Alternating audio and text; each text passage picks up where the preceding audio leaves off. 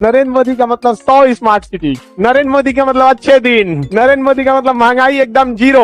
कहीं महंगाई है? नहीं। जो महंगाई बोल दिया देशद्रोही कहीं का, कोई महंगाई नहीं बोलेगा। पाकिस्तान चल जाओ, और किसी को महंगाई से दिक्कत, नेपाल चल जाओ।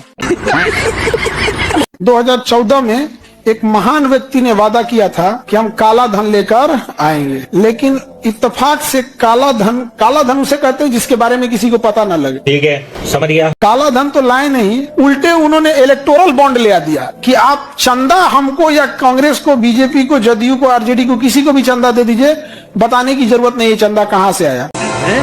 नहीं समझा गया? कितना काला धन आ गया पता ही नहीं चला, जबकि उन्होंने ही बोला था कि इतना काला धन विदेश में है कि यदि वो काले धन को लाया जाए तो देश के हर एक नागरिकों को 15-15 लाख रुपए मुफ्त में मिल जाएंगे। इस सज्जन को क्या तकलीफ है भाई? आप 15-15 लाख रुपए मत दीजिए, एटलीस्ट वो काला धनवा लेके आइए कि देश की स्थिति इतनी फकीरों वाली ना हो कि अपने सैनिकों को पैसा देने को न पहुंचे तो अग्निवीर जैसी घटिया और वाहियात योजना लाना पड़े। क्या बात है सर, क्या बात है सर। आप देखिए हिंदुस्तान को 2047 के पहले विकसित राष्ट्र बना के रहेंगे और अपनी आंखों के सामने देख के जाएंगे। दोस्तों, आपकी औकात बता रहा हूँ सर, बुरा नहीं मानना सर। अगर 2047 तक आप देश को बदल सकते हैं तो उसके हिसाब से 2025 का आपने गोल सेट किया होगा। बात तो सही है, किए होंगे। आप 25 में क्या चेंजिंग लाइएगा, 47 तक ना आप रहेंगे, इतना ये राजतंत्र नहीं है। ये सबसे बड़ा बेवकूफ बनाने का तरीका है। जब आप 2015 में रहेंगे तो कहिएगा 2022 में किसानों की इनकम दोगुनी कर देंगे, हो गया दोगुना, आत्महत्या रेट भले बढ़ा होगा। क्या बात कर रहे हैं? नहीं हुआ ना। ये सबसे बड़ा बेवकूफी है ये चीजें। आज हमको क्या करना ये नहीं दिख रहा है, आज करप्शन है ये नहीं दिख रहा है, बाबर के समय का करप्शन दिख रहा है। और भारत अलगे नशा में घूम रहा है, विश्व गुरु। ऐसे तुमको श्रीलंका आंख दिखा के जा रहा है, मालदीव विश्व गुरु है, विश्व गुरु। आई लाइचीदाना बराबर देश मालदीव हमारे सैनिकों को वापस भेज दिया। अरे इसको मारने की भी जरूरत नहीं है, इससे 30 किलोमीटर दूर परमाणु बम का परीक्षण पनिया में करते ना तो सुनामी ऊपर जाता। सही पकड़े हैं। याद रखिएगा, इस देश को अगर कोई सबसे ज्यादा बर्बाद कर रहा है तो न्यूज चैनल पे बैठी ये विषकन्याएं, ये चोट्टे सब देश में बैठकर मुख्य मुद्दों पे चर्चा नहीं करते हैं। सब चोट्टा सब ये सशस्त्र विद्रोह कराएगा सब देश में। तुम देखना, इनके बाप का देश नहीं है इन हरामियों का, क्योंकि हिम्मत नहीं है कि बलात्कारी नेताओं से सवाल पूछ सके। उन्नाव का एगो रेपिस्ट था, उसके खिलाफ हम आवाज उठाए थे। अच्छा। और हम बोले थे कि जमानत कैसे दे दिया गया, तो वो हमारा ऊपर केस कर लिया कि तुम खिलाफ कैसे, हम कभी दिखाएंगे आपको। हम कहते कर ले केस। क्या बात है सर, क्या बात है सर। पहचान गए, इसको पहचान नहीं, इसको बेचारा को तो मंदिर का घंटी बजा दिया है। कोई भी आता है बजा के चल जाता है, कभी कोई भड़वा बोल देता है, कभी कोई दलाल बोल देता है। दलाल। अरे भाई साहब, इनको तो बस पूछता है भारत, अरे पूछता है भारत। ये एक दिन जीडीपी पे बहस कर रही थी, हमको बड़ा हंसी आया कि भाई साहब जीडीपी पे बहस करने निकले। इनको पता भी होगा कि जीडीपी निकलता है कितने टाइप से। जीडीपी 3 टाइप से निकलता है, nominal GDP, real GDP, PPP GDP. ये पूरा जीडीपी में बहस करके इसको यही पता नहीं होगा कि कौन सी जीडीपी में बहस हो रहा है यहाँ पर। और ये लोग जीडीपी में बहस करने लगते हैं। हमारी 142वें नंबर की मीडिया लगता है आपके मुद्दों को उठाएगी। अभी मीडिया आप खोलिए, कोई भी बंगाल चुनाव ऐसे होगा, अभी मजा आएगा ना। तो मौलाना बैठे ले होगा, एगो इधर कोई इस पार्टी का, कोई उस पार्टी का, लड़ रहा है, मुर्गा लड़ाओ। बचपन में हम लोग मुर्गा लड़ाते थे, न्यूज वाला ना ऐसे। आजादी अगर भीख में मिले तो क्या वो आजादी हो सकती है? आप खुद बताइए। वो आजादी नहीं थी, वो भीख थी। और जो आजादी मिली है वो 2014 में मिली है। अभी मजा आएगा ना। यही होता है जब आप 12वीं फेल गजेड़ी चर्सी को आप क्या दे देते हैं, शरीर मर जाता है और आत्मा भटकती है। लेकिन कंगना के साथ उल्टा है, उसकी आत्मा मर चुकी है, शरीर भटक रहा है। उसका कहना है कि देश 2014 में आजाद हुआ, उससे पहले तो भीख मांग रहे थे। 1857 की क्रांति में जो झांसी की रानी लड़ी, वो आजादी के लिए नहीं लड़ी, भीख मांग रही। लेकिन कुछ दिन के बाद कुछ लोग ऐसे भी कहेंगे कि फायदा तो हम पता नहीं बहुत पहले हो गए थे, लेकिन बाप 2014 में मिला हमको। प्रॉब्लम क्या है ना कि हम लोकतंत्र में नहीं है, हम भीड़ तंत्र में। अगर हम आज प्रधानमंत्री से ये सवाल कर देते हैं कि आपने बड़ा उम्मीद से बोला था कि हमारे यहाँ 100 स्मार्ट सिटी होंगी, सही पकड़े हैं। मेरा मुजफ्फरपुर, पटना, भागलपुर स्मार्ट सिटी होने वाला नहीं हो पाया, गंगा साफ नहीं हो पाई, महंगाई कंट्रोल नहीं हो पाया। किसानों की इनकम डबल नहीं हो पाई, तो लोग ये नहीं पूछते कि आप जो पूछ रहे हैं वो गलत है, आप ये कहते क्यों पूछ रहे हो? ये भगवान क्या जुल्म है। अब हमको ये नहीं समझ में आता है, तो शायद हमें लगता है कि हमसे गलती हो गई। हमें ये सवाल सी जिनपिंग से पूछना चाहिए या डोनाल्ड ट्रंप से पूछना चाहिए, क्योंकि हमारे यहाँ तो लोग नाराज हो जाते हैं। या तो फिर हमको मनमोहन सिंह से पूछना चाहिए, नेहरू से तो पूछेंगे नहीं। तो हम कहाँ जा रहे हैं? लोकतंत्र की असली चीजें तो यही होती है। यदि हम आपको नीचा दिखाने की कोशिश करें, यदि हम आपको मतलब राजनीतिक रूप से प्रेरित होकर बात बोले या बदतमीजी वाली भाषा बोले, जरूर सवाल कीजिए। ये बड़ी अच्छी बात कही आप। हम यही कह रहे हैं कि आज 5 रुपया जो 1 रुपया किलो चावल दे रहे हैं, 2 रुपया किलो गेहूं चावल जो दे रहे हैं, 5 किलो भात, उसको पकाने के लिए 1100 रुपया वाला सिलेंडर लगा। क्या बात है सर, क्या बात है सर। वो कौन सा लोकतंत्र था? पंडित नेहरू को बिठा दिया गया। अगर देश के पहले प्रधानमंत्री क्या सरदार वल्लभ भाई पटेल होते तो मेरा कश्मीर का ये हिस्सा आज पाकिस्तान के पास न होता। अभी बता दे भाई, अभी बता दे। इलेक्शन होता है इंडिया में 1951 में, और सरदार पटेल जी की आकस्मिक मृत्यु होती है 1950 में, तो फिर कैसे बना सकते हैं? जब आप कोई इंसान इलेक्शन से पहले ही मर जाते हैं, तो अब कुछ लोग का कहना है कि नहीं, जो एंट्रीम गवर्नमेंट थी 3 साल की ना, उसमें क्या कर लेते? लॉर्ड माउंटबेटन बैठा हुआ था, आपका सेनापति नहीं था। क्या बात कर रहे हैं आप? प्रधानमंत्री बन के ही क्या कर लेते? जब सेनापति आपके जनरल बूचर था सेनापति, 1948 की लड़ाई में क्या हुआ? जनरल बूचर ने सेना ही नहीं भेजा। बात तो सही है।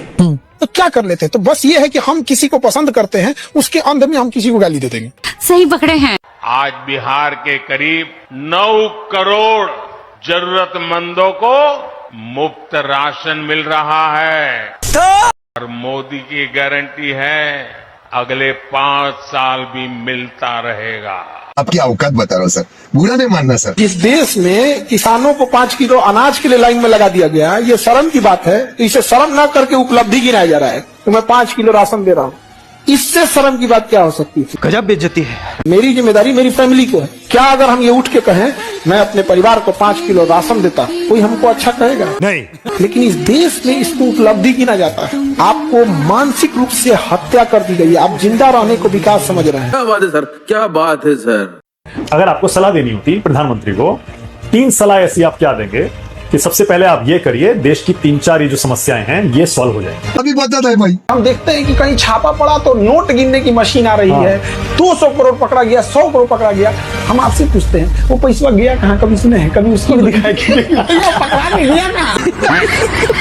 सरकारी खजाने में जाता है, वो क्यों नहीं दिखाते? इस देश में एजुकेशन पे 18% जीएसटी ठोक के बैठे हैं। वित्त मंत्री कितना जीएसटी लगाई है? 18%। सेकेंड हाईएस्ट टैक्स लगा है एजुकेशन पर। मोदी जी कहते हैं घर घर शिक्षा की ज्योति जलेगी। हाँ, मसाल जलेगा। इस सज्जन को क्या तकलीफ है भाई? सेकेंड हाईएस्ट टैक्स किसी देश में एजुकेशन पे ठोक सकते हैं? आप कभी कल्पना कर सकते हैं? एजुकेशन पे टैक्स ठोकेंगे? शर्म है कुछ? इंग्लैंड जैसा अमीर देश एजुकेशन फ्री देता है, जहाँ हार्वर्ड, कैम्ब्रिज ऐसे बड़े बड़े यूनिवर्सिटी है, कैम्ब्रिज है, ऑक्सफोर्ड है, वहां पर एजुकेशन। और हम शर्म करो शर्म। सबको पता चल गया, मीडिया बिक गई है। शर्म लग रहा है? जब भी सुसाइड करने का मन करेगा, आप एक बार इन मीडिया वालों को देखिएगा, 161वीं रैंकिंग पे खड़े होने के बाद भी मेकअप पोत के आते हैं सर। हम लोग लाज लगेगा अगर आपकी रैंकिंग 183 के बीच में 161 हो जाए, आप लाजे गांव ना जाएंगे। इन सौ को चढ़ के चिल्लाता है यहाँ पे। गजब बेइज्जती है। नंबर 1 चैनल, नंबर 1 मतलब चौपट करने में सबसे ज्यादा योगदान तुम्हारा ही है। भारत में अगर कोई मीडिया ये कहता है कि हम नंबर 1 है, मतलब चौपट करने में कौन है? तुम ही है यहाँ। कितना घटिया चीज है कि कोई मरीज मर रहा है, उसको ऑक्सीजन चल रहा है, डॉक्टर लगा हुआ है, बचा लो बचा लो। बात तो सही है। उसको सीपीआर दे रहा है, वेंटिलेटर लगा रहा है, इधर टैक्स वाले लगे हैं सब। मरा कि नहीं, मरा कि नहीं, टैक्स लाओ 12%। ये भगवान क्या जुल्म है। ला ला ला बच गया, बच गया, 12% लाओ। वो टैक्स लेने की जगह है? शर्म है कुछ? यहाँ डॉक्टर लोग बैठे, आप खुद से सोच कर, टैक्स लेने की जगह है वो?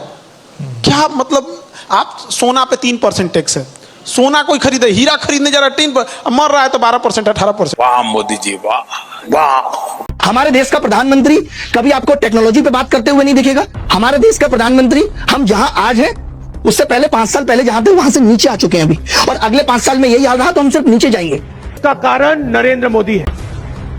अमेरिका का सिर्फ एक आदमी एलन मस्क दिन दुगनी रात चौगुनी तरक्की कर रहा है। हमारा अडानी सिर्फ सरकार से 1-1 रुपए में जमीन लेकर के और पैसे बना रहा है, और उसी बांग्लादेश को जमीन दे रहा है जिस बांग्लादेश से दुनिया को शिकायत है। शर्म करो शर्म। हम कर क्या रहे हैं भाई? हमारा कोई विजन नहीं है। लोग कहते हैं मोदीबाज विजनरी, मोदीबाज विजनरी। अरे मोदी जी का विजन बीजेपी पार्टी को लेकर के है, नथिंग एल्स।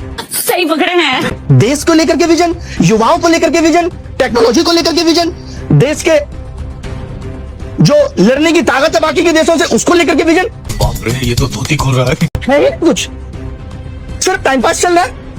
कभी बाबूजी विदेशी दौरे पे है तो कभी बाबूजी किसी भगवान के मंदिर में दर्शन करने जा रहे हैं, उसका तांडव हो रहा है, दर्शन कराओ चुपचाप, आके फिर अपने काम पे लग जाओ। इस सज्जन को क्या तकलीफ है भाई? लेकिन नहीं, उसकी बारात निकलती, जो एक बारात हुई वो तो संभली नहीं।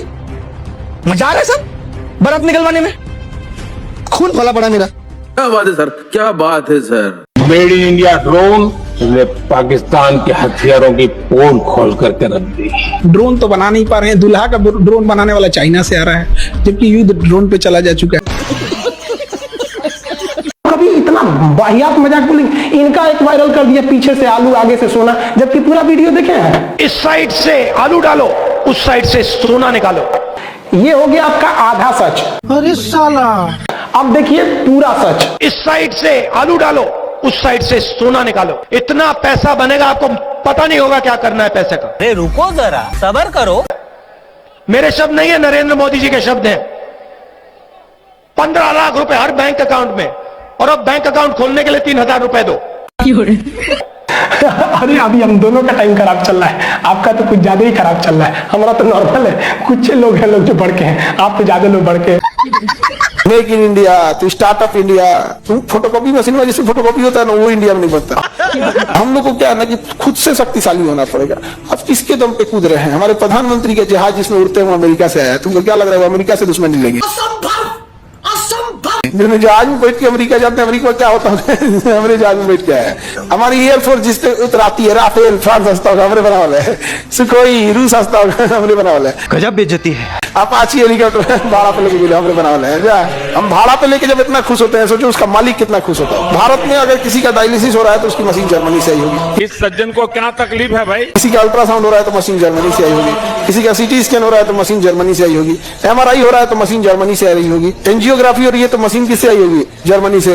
रेडिएशन हो रहा है तो मशीन जर्मनी से आई होगी। बाप रे, ये तो धोती खोल रहा है। हमने क्या किया है तो उस बेशर्मी की तरह उस पर 12% GST लगा दिया है। सोचिए, एक तो हम बनाए नहीं है, अब बेशर्मी की हद देखिए कि अगर कोई चीज आ रहा है ना तो उस पर इम्पोर्ट ड्यूटी लगा दी है। शर्म है कुछ? कोई शौक से जाएगा कि चलो हम MRI कराते हैं, नहीं, वो बेचारा दुविधा में है, कंफ्यूजन में कि कोई बड़ी बीमारी ना हो जाए, इसलिए MRI कराने जा रहा है। अच्छा, सही पकड़े हैं। कितना हंसते होंगे सर जर्मनी वाला, इतना छोटा है सर, कहा से ये अभी ले MRI मशीन ना बना पाया। मेक इन इंडिया, तो स्टार्टअप इंडिया, फोटोकॉपी मशीन में जैसे फोटोकॉपी होता है ना, वो इंडिया में नहीं बनता।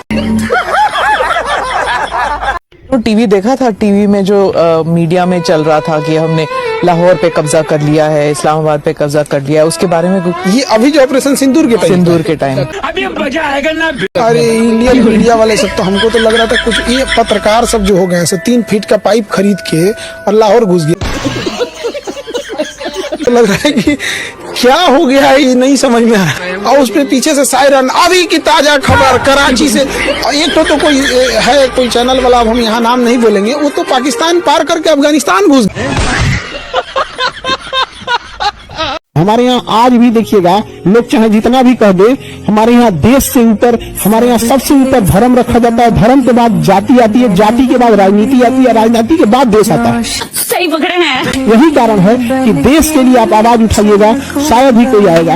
आप धर्म के लिए आवाज उठाएंगे, सारे लोग दौड़ जाएंगे। तो उसके बाद कहेंगे कि हमारे देश का विकास नहीं हो रहा है, गरीबी नहीं खत्म हो रही है, महंगाई बढ़ गई है, सड़कें साफ नहीं है। भाई, तुम्हारे लिए सबसे ज्यादा जरूरी था तुम्हारा धर्म, तुम्हारी जाति और तुम्हारी राजनीतिक पार्टी। क्या बात है सर, क्या बात है सर।